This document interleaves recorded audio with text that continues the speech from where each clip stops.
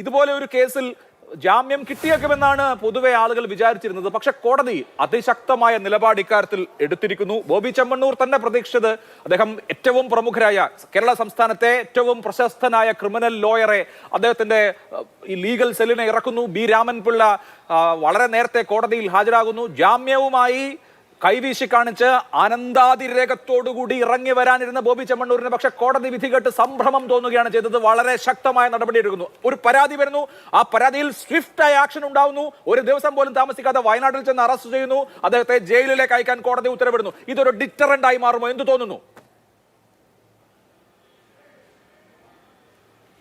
ഇങ്ങനെ ഒരു സംഭവം നടന്നു കഴിഞ്ഞാൽ ഇങ്ങനെയൊക്കെ അതിനകത്ത് ആക്ഷൻ വരുമെന്നുള്ളത് തീർച്ചയായും ഇത്തരം അതിക്രമങ്ങൾക്ക് വിധേയരാകേണ്ടി വന്ന ഇനിയും ഈ സമൂഹത്തിൽ സ്ത്രീയായിട്ടും ട്രാൻസ്പേഴ്സൺസായിട്ടും ഒക്കെ ജീവിക്കുന്ന മനുഷ്യർക്ക് ഏത് നിമിഷവും നേരിടാൻ സാധ്യതയുള്ള ചില അതിക്രമങ്ങൾ, സെക്ഷൽ ഹാരാസ്മെൻ്റ് ഒക്കെ തന്നെയാണിത്.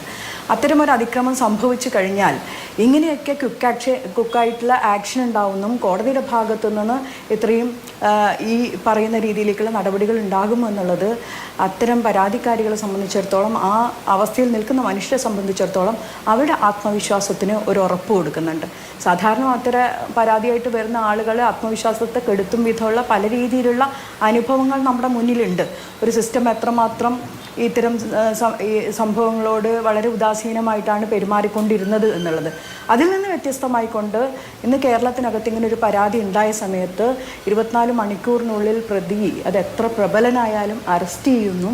അറസ്റ്റ് ചെയ്ത പ്രതിയെ നിയമത്തിൻ്റെ മുന്നിൽ വന്നു കഴിഞ്ഞാൽ പ്രോസിക്യൂഷനും ഇൻവെസ്റ്റിഗേഷൻ സംവിധാനവും അതിശക്തമായിട്ട് അദ്ദേഹത്തിൻ്റെ ജയിലിലേക്ക് പറഞ്ഞയക്കാനുള്ള റിമാൻഡ് സംവിധാനത്തിലേക്ക് എത്തിക്കാൻ ഉള്ള ആർഗ്യുമെൻറ്റ്സ് കോടതിക്കകത്ത് നടത്തുന്നു. അതിന് കേരളത്തിൽ എത്രയും പ്രബലനായിട്ടുള്ള ക്രിമിനൽ വക്കീൽ മറുഭാഗത്ത് ഒരു മജിസ്ട്രേറ്റ് കോടതിയുടെ മുന്നിൽ വന്നാൽ പോലും അതിനെ ഈ രീതിയിൽ മറികടക്കാൻ കഴിയും വിധമുള്ള ഒരു ഇച്ഛാശക്തി നീതിന്യായ സംവിധാനത്തിനുണ്ട് എന്നുള്ളതൊക്കെ കേരളത്തിലെ പൊതു സമൂഹത്തിനും മനസ്സിനും പ്രത്യേകിച്ച് സ്ത്രീകൾക്കും ഇത്തരം വിഭാഗത്തിൽപ്പെട്ടുള്ള മനുഷ്യർക്കും തരുന്ന ആത്മവിശ്വാസം ഒട്ടും ചെറുതല്ല. അതുകൊണ്ട് നമുക്കൊക്കെ ഇനിയിപ്പം സന്തോഷമില്ല, നീതിയുടെ പക്ഷത്തു നിന്നും പറയേണ്ട ആവശ്യമില്ല. ഞങ്ങൾക്കൊക്കെ നല്ല സന്തോഷമുണ്ട് ഇങ്ങനൊരു വിധി ഉണ്ടായതിൽ. ഇങ്ങനെ ഒരു ക്രിമിനലിനെ ജയിലിലേക്ക് ഒരു ദിവസം ജയിലിലേക്ക് പറഞ്ഞേക്കാൻ കഴിയും വിധമുള്ള ഒരു നീതിന്യായ വ്യവസ്ഥ ഈ നാട്ടിനകത്തുണ്ട്, എത്ര പ്രബലനായാൽ പോലും എന്ന് പറയുമ്പോൾ നമുക്കൊക്കെ ആത്മവിശ്വാസമുണ്ട്. പ്രത്യേകിച്ച് ഡിലേഡ് FIR ആണെന്നൊക്കെ വാദിക്കാനൊക്കെ ഉള്ള ഒരുപാട് സാധ്യതകൾ കോടതി മുറിക്കകത്തുണ്ടായിരുന്നു. അതിനൊക്കെ അതിജീവിച്ചുകൊണ്ട് ഇവിടെ അതിജീവിതയുടെ പക്ഷത്ത് നിൽക്കാൻ, ഇരയുടെ പക്ഷത്ത് നിൽക്കാൻ നീതിന്യായ സംവിധാനവും സന്നദ്ധമായി എന്നുള്ളത് ഒട്ടും ചെറുതായ കാര്യമല്ല. അതുകൊണ്ട് അഭിലാഷ് നല്ല സന്തോഷമുണ്ട്.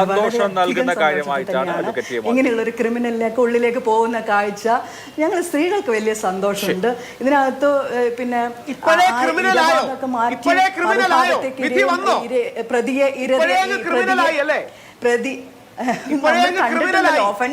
ഒഫൻസ് എന്താന്നുള്ളത് പബ്ലിക്കിന്റെ മുന്നിലുണ്ട്. രാഹുലെ, നിങ്ങൾ എത്ര അയാളെ ന്യായീകരിക്കാൻ ശ്രമിച്ചാലും നടന്ന ഒഫൻസ് പബ്ലിക്കിന്റെ മുന്നിലുണ്ട്. പ്രകാരം ഭാരതീയ ന്യായ സംഹിതയിലെ സെക്ഷൻ 75(1) അട്രാക്ട് ചെയ്യോ ഇല്ലയോ എന്നുള്ളത് നമ്മൾ നിയമം അറിയുന്ന ആളുകൾക്ക് നല്ല ധാരണയുണ്ട്. അതുകൊണ്ട് ഇപ്പോഴേ ക്രിമിനൽ ആയോന്ന് ഇങ്ങനെ വിറളി പോകേണ്ട ആവശ്യമൊന്നുമില്ല. ഇതിനകത്ത് ഒരു ക്രൈം നടത്തിയ ഒരാൾക്ക് മിനിമം ലഭിക്കേണ്ടുന്ന കാര്യങ്ങളിലേക്കാണ് പോയിട്ടുള്ളത്. മാക്സിമം എന്തെന്നുള്ള കോടതി വിചാരണയൊക്കെ നടത്തി തീരുമാനിച്ചോട്ടെ, അതിനൊക്കെയുള്ള നീതിന്യായ സംവിധാനമൊക്കെ നാട്ടിലുണ്ട്. പക്ഷെ മിനിമം ഉള്ളൊരു സാധനം ഉണ്ടല്ലോ, അത് നടപ്പിലാക്കുമ്പോൾ ഈ നാട്ടിലുള്ള നീതിയുടെ പക്ഷത്ത് നിൽക്കുന്ന ആളുകൾ സന്തോഷിക്കും എന്നുള്ളതാണ് അഡ്വക്കേറ്റ് ആതിരയുടെ. ഞാൻ വരാം.